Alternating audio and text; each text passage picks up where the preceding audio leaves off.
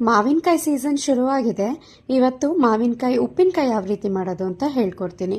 ಮಾವಿನಕಾಯಿನ ಈ ರೀತಿ ಕಟ್ ಮಾಡಿ ನಾನು ಒಂದು 3 ಹಿಡಿ ಹರಳುಪ್ಪನ್ನ ಹಾಕಿ ನೆನೆಸಿಟ್ಟಿದ್ದೆ. ಒಂದಿನಕ್ಕೆಲ್ಲ ಉಪ್ಪು ಕರಗಿ ನೀರು ಬಿಟ್ಕೊಂಡಿದೆ. ಒಂದು 10 ಬ್ಯಾಡಗಿ ಮೆಣಸಿನಕಾಯಿ, ಒಂದು 10 ಗುಂಟೂರು ಮೆಣಸಿನಕಾಯಿನ ಬಿಸಿಲಿನಲ್ಲಿ ಒಂದು 3 ಗಂಟೆಗಳ ಕಾಲ ಒಣಗಿಸಿಟ್ಕೊಳ್ಳಿ. ಅದಕ್ಕೆ ಒಂದು 3 ಹಿಡಿ ಆಗೋಷ್ಟು ಬೆಳ್ಳುಳ್ಳಿನೂ ಸಹ ಸೇರಿಸಿ ಇಟ್ಕೊಳ್ಳಿ.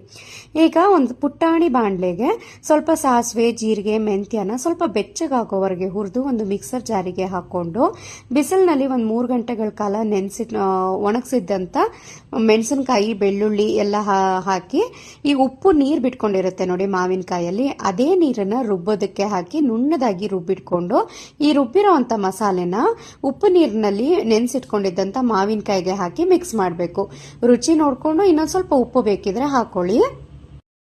ಇದಕ್ಕೆ ಒಂದು 3 ರಿಂದ 4 ಸ್ಪೂನ್ ಆಗುವಷ್ಟು ಇಂಗಿನ ಪುಡಿನ ಸೇರಿಸ್ತಾ ಇದ್ದೀನಿ. ಇಂಗ್ ಹಾಕೋದ್ರಿಂದ ಒಳ್ಳೆ ಪ್ರಿಸರ್ವೇಟಿವ್ ಆಗಿ ಆಕ್ಟ್ ಮಾಡುತ್ತೆ. ಹಾಗೇನೆ ಇದಕ್ಕೆ ಒಂದು ಅರ್ಧ ಕಪ್ ಆಗುವಷ್ಟು ಎಣ್ಣೆನ ಚೆನ್ನಾಗಿ ಬಿಸಿ ಮಾಡಿ ಇದಕ್ಕೆ ಒಂದು ಹಿಡಿ ಆಗುವಷ್ಟು ಸಾಸಿವೆ ಹಾಕಿ ಪೂರ್ತಿ ತಣ್ಣಗಾದ ನಂತರ ಈ ಉಪ್ಪಿನಕಾಯಿಗೆ ಹಾಕಿ ಮಿಕ್ಸ್ ಮಾಡಿ ಇಟ್ಕೊಳ್ಳಿ. ಎಣ್ಣೆ ಜಾಸ್ತಿ ಹಾಕಿದಷ್ಟು ನಾವು ಜಾಸ್ತಿ ದಿನ ಸ್ಟೋರ್ ಮಾಡಿ ಇಟ್ಕೋಬಹುದು.